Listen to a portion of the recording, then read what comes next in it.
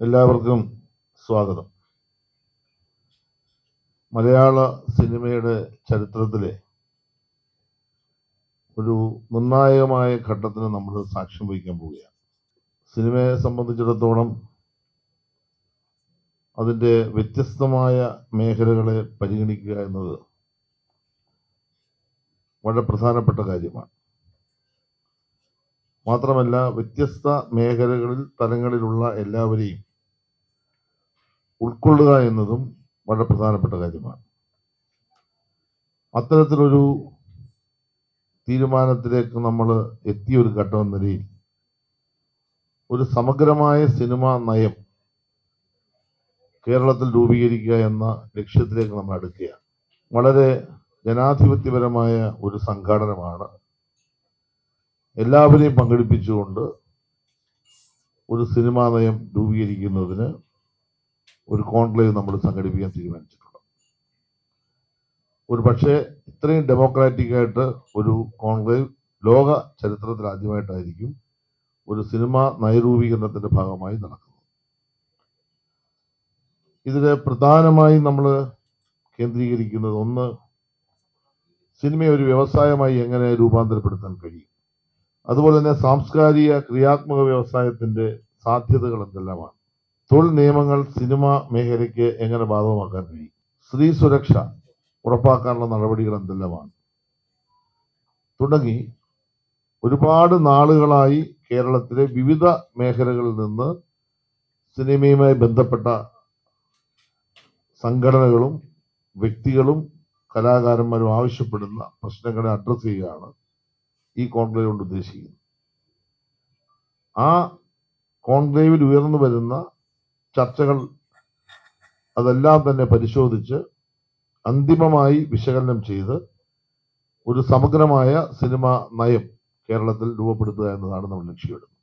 അതുകൊണ്ട് തന്നെ ഇതിനുവേണ്ടി വിവിധ ഘട്ടങ്ങളിലായി ഒട്ടേറെ പ്രവർത്തനങ്ങളാണ് നമ്മൾ നടത്തിയിട്ടുള്ളത്. ആത്യന്തികമായി ഈ പറഞ്ഞിട്ടുള്ള വിഷയങ്ങൾക്കെല്ലാം പരിഹാരം കാണാൻ കഴിയുന്ന ഒരു നയ സമീപനം നമ്മൾ ഉണ്ടാക്കും.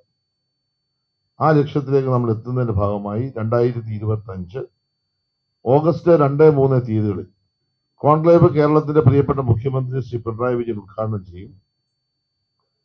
അതുപോലെ തന്നെ സിനിമയുടെ വിവിധ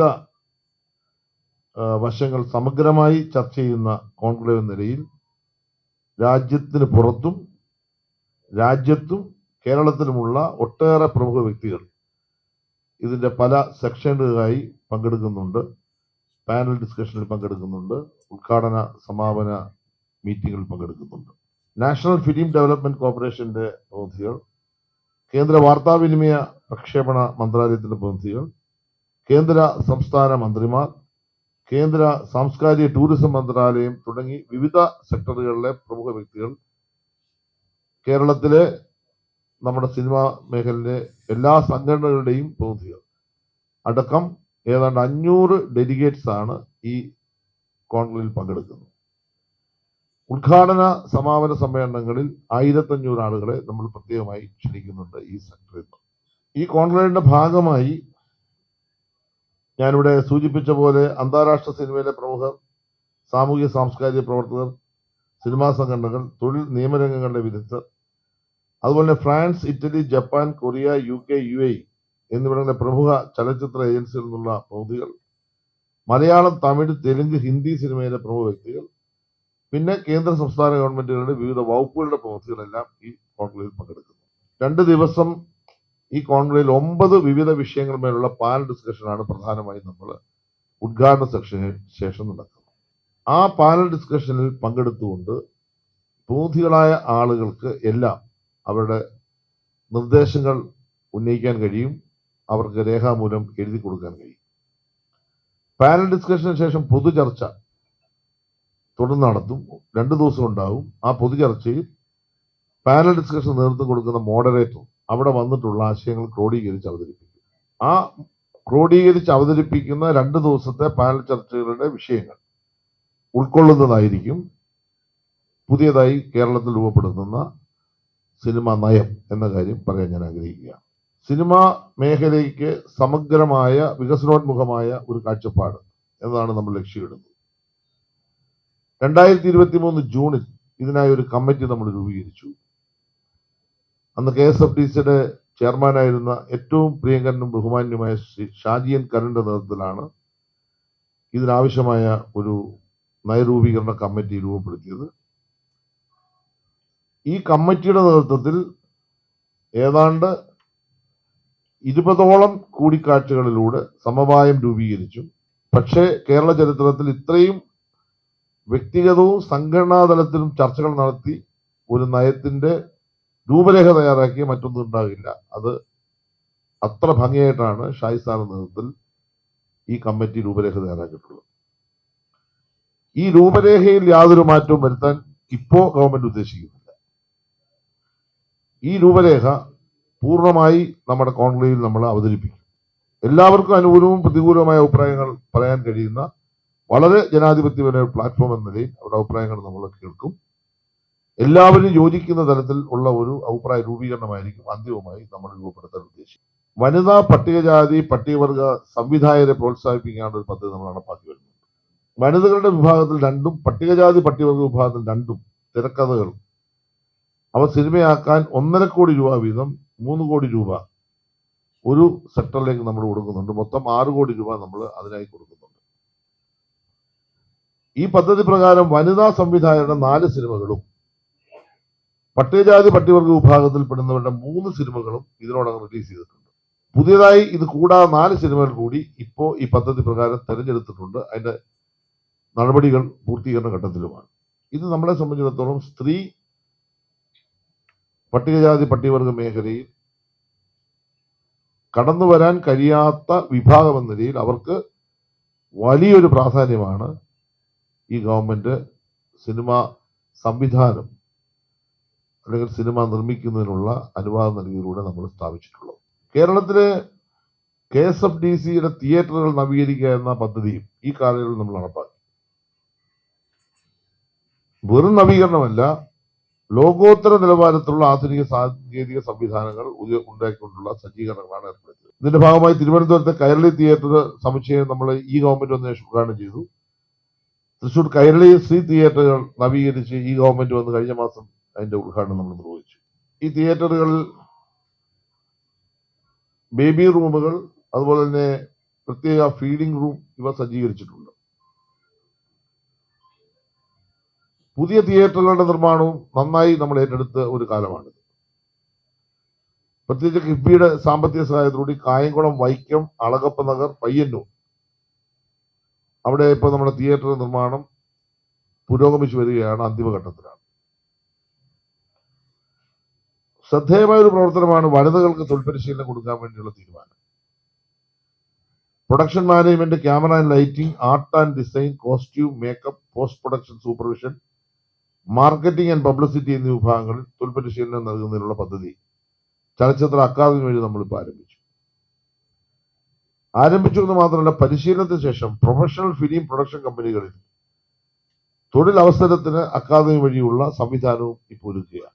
സംസ്ഥാനത്തെ ചലച്ചിത്ര അവാർഡിലെ പ്രത്യേകമായ ചില കാര്യങ്ങൾ തീരുമാനിച്ചു. അതിലൊന്ന്, സിനിമയുടെ ഏതെങ്കിലും മേഖലയിൽ മികവ് പുലർത്തുന്ന സ്ത്രീ ട്രാൻസ്ജെൻഡർ വിഭാഗങ്ങൾക്കായി 50,000 രൂപയുടെ പ്രത്യേക അവാർഡ് ഈ കാലയളവിൽ നമുക്ക് ഏർപ്പെടുത്താൻ കഴിഞ്ഞു എന്നത് പ്രധാനപ്പെട്ട കാര്യമാണ്. ചിത്രാഞ്ജലി സ്റ്റുഡിയോ ഒരു കാലത്ത് നമ്മുടെ അഭിമാന സ്തംഭമായിരുന്നു. കാലാന്തരങ്ങളായി അത് ശ്രദ്ധിക്കപ്പെടാതെ പോയി. ഇന്ത്യയിലെ വിവിധ സംസ്ഥാനങ്ങളിൽ മികച്ച ഷൂട്ടിംഗ് സെന്ററുകൾ രൂപപ്പെട്ടു വന്നു. എന്നാൽ ഇപ്പോൾ ചിത്രാഞ്ജലി സ്റ്റുഡിയോ കോംപ്ലക്സ് ഒരു 150 കോടി രൂപയുടെ പദ്ധതി നമ്മൾ നടപ്പാക്കുകയാണ്. അതിൽ ഏകദേശം 70 കോടി രൂപയുടെ ആദ്യഘട്ട പദ്ധതി പൂർത്തീകരണ ഘട്ടത്തിലാണ്. ഈ വർഷം അവസാനത്തോടെ അത് പൂർത്തീകരിച്ച് ഉദ്ഘാടനം ചെയ്യാൻ കഴിയുമെന്നാണ് പ്രതീക്ഷിക്കുന്നത്. രണ്ടാം ഘട്ടം 80 കോടിയുടെ പദ്ധതിയുടെ വിശദമായ പ്രൊജക്ട് റിപ്പോർട്ട് തയ്യാറാക്കുന്ന നടപടികൾ നടന്നു വരുന്നു. 150 കോടിയുടെ പദ്ധതി പൂർത്തീകരിക്കുമ്പോൾ ചിത്രാഞ്ജലി സ്റ്റുഡിയോ നല്ല തരത്തിലുള്ള ഒരു ഷൂട്ടിംഗ് കേന്ദ്രമായി നമുക്ക് മാറ്റാൻ കഴിയുമെന്നത് എടുത്തു പറയാൻ ഉദ്ദേശിക്കും. Over the top OTT platform ആരംഭിച്ച ആദ്യ സംസ്ഥാനമാണ് കേരളം, ഇന്ത്യയിൽ. സ്പീസ് വേസ് എന്ന പ്ലാറ്റ്ഫോം മലയാള സിനിമയ്ക്ക് വലിയ ഒരു ഉത്തേജനമാണ് നൽകിയത്.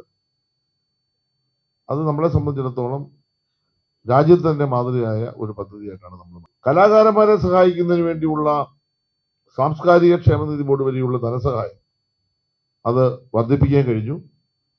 അത് സമയബന്ധിതമായി കൃത്യമായി കൊടുക്കാൻ കഴിയുന്നുണ്ട്.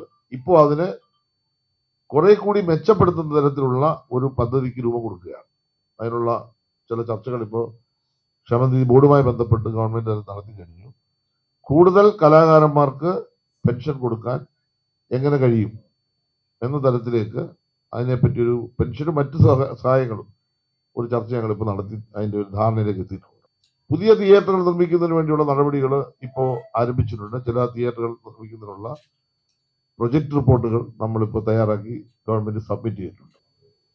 എല്ലാവരെയും ക്ഷണിച്ചിട്ടുണ്ട്. ഇപ്പോൾ മോഹൻലാൽ വരും എന്ന് ഇപ്പോൾ പറഞ്ഞിട്ടുണ്ട്. സിനിമ നടിയായിട്ടുള്ള ഷീല വരുമെന്ന് ഉറപ്പ് കുറേ ആളുകൾ പറഞ്ഞിട്ടുണ്ട്. ഓരോരുത്തരുടെ പേര് ഞാൻ പറയുന്നില്ല. മമ്മൂക്കായ്ക്ക് പങ്കെടുക്കാൻ കഴിയുമെന്ന് എനിക്കറിയില്ല. ഞങ്ങൾ അദ്ദേഹത്തെ പിന്നെ അദ്ദേഹത്തിന് ക്ഷണിച്ചുകൊണ്ടുള്ള അറിയിപ്പ് കൊണ്ടിട്ട് സംസാരിച്ചിട്ടുണ്ട്. കമലഹാസനെ ക്ഷണിച്ചിട്ടുണ്ട്. അങ്ങനെ പല ആളുകളെയും ക്ഷണിച്ചിട്ടുണ്ട്. കുറെ ആളുകൾ ഇപ്പോൾ കൺഫേം ചെയ്തിട്ടുണ്ട്, കുറെ ആളുകൾ പറഞ്ഞിട്ടില്ല. എന്തായാലും ശരി, നമ്മളിപ്പോൾ ഉദ്ദേശിക്കുന്നത് പറഞ്ഞാൽ ഇപ്പോൾ എല്ലാ സെക്ടറിലെയും അനുഭവമുള്ളവർ വരിക എന്നുള്ള. ഇപ്പോൾ അടൂർ സാറ്, ശിവകുമാരൻ തമ്പി സാറ്, ഓരോ സെക്ടറിലും ഇന്ന് കേരളത്തിൽ പരിണിതപ്രജ്ഞരായ ഒത്തിരി ആളുണ്ട്. അവരെല്ലാം കൂടി വന്ന് നമുക്ക് ചർച്ച ചെയ്യേണ്ട കാര്യമില്ല. അതിൽ വരാൻ കഴിയുന്ന ആളുകൾ, എല്ലാവർക്കും സമയം ഉണ്ടാകണമെന്നില്ലല്ലോ, ഒരു 10-500 ഡെലിഗേറ്റ്സ് എന്തായാലും ഉണ്ടാവും. പ്രധാനപ്പെട്ട ആർട്ടിസ്റ്റുകൾ പലരും വരുന്നുണ്ട്. അനുഭവമുള്ള ആളുകൾ ധാരാളം വരുന്നുണ്ട്. TV ചന്ദ്രനെ പോലുള്ള ആളുകൾ വരുന്നുണ്ട്. അങ്ങനെ പല ആളുകളെ പല വ്യത്യസ്ത കോണുകളിൽ നിന്നാണ് നമ്മൾ ഈ കോണിലേക്ക് ക്ഷണിച്ചിട്ടുള്ളത്. കാരണം ഇപ്പം നമ്മുടെ എല്ലാ സംഘടനകളുമായിട്ട് ചർച്ച നടത്തി. ഷാജിൻ ഖാൻ സാറിന്റെ നേതൃത്വമുള്ള കമ്മിറ്റി അവരോട് ചർച്ച നടത്തി. അവരുടെ എല്ലാ അഭിപ്രായം കേട്ടു. ഒരു രൂപരേഖ തയ്യാറാക്കി.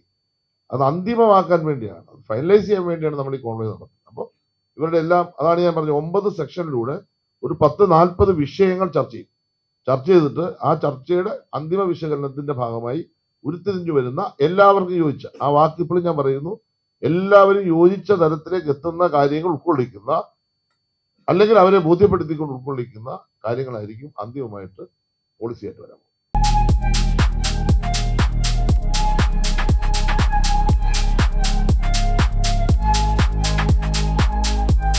വാഗമൺ സ്പൈസസ്, വാഗമണിലെ എല്ലാ ഒറിജിനൽ പ്രോഡക്ട്സും തിരുവനന്തപുരത്ത് ഒരു കുടക്കീഴിൽ ജ്യോതിപുരം ഫുഡ് സേഫ്റ്റി ഓഫീസിന്റെ മുൻവശത്ത്.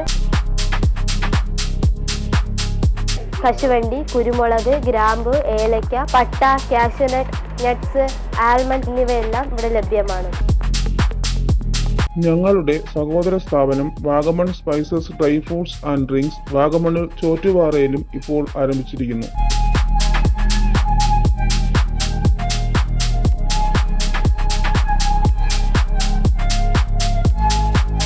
വാഗമണ്ണിൽ തുടങ്ങിയ വാഗമൺ സ്പൈസസിന് എല്ലാവിധ ആശംസകളും നേർന്നുകൊള്ളുന്നു.